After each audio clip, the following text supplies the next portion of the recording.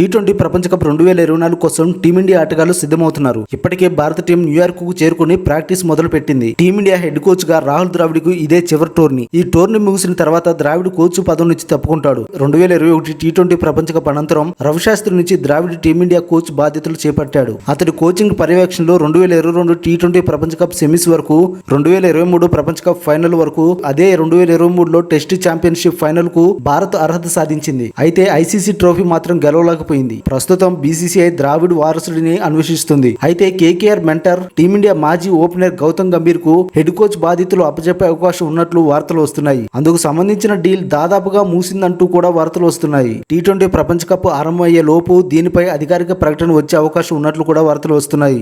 Gambhir coach గా అయితే కోహ్లీకి తిప్పలు తప్పవా అనే వాదన కూడా మొదలైంది. గతంలో టీమిండియా కోచ్ గా జాన్ రైడ్ తప్పుకున్న తర్వాత ఆస్ట్రేలియా మాజీ player Greg Chappell Bharat coach అయ్యాడు. అతడు జట్టులోకి రాగానే కెప్టెన్ గా ఉన్న గంగూలీపై వేటు పడింది. ఏకంగా జట్టులో స్థానం కోల్పోయాడు. ఇప్పుడు గంభీర్ కోచ్ అయితే గంగూలీకి పట్టిన గతే కోహ్లీకి కూడా పడుతుందేమో అనే అనుమానాన్ని అభిమానులు వ్యక్తం చేస్తున్నారు. ముఖ్యంగా టీ20 నుంచి కోహ్లీని తప్పించే అవకాశం ఉందంటూ వార్తలు వస్తున్నాయి. ఈ ఏడాది ఐపీఎల్ ఆరంభంలో కోహ్లీ స్ట్రైక్ రేట్ పై సోషల్ మీడియాలో పెద్ద చర్చ నడిచిన సంగతి తెలిసిందే. కీలక మ్యాచ్ లో కోహ్లీకి ఆడటం చేతగదంటూ కూడా కొందరు కామెంట్స్ చేశారు. ఇక గతంలో పలుమార్లు కోహ్లీ గంభీర్లు కూడా మైదానంలో గొడవ పడ్డ సంగతి తెలిసిందే. ఈ నేపథ్యంలో గంభీర్ కోచ్ అయితే కోహ్లీ పరిస్థితి ఏంటని అతడి అభిమానులు ఆందోళన చెందుతున్నారు.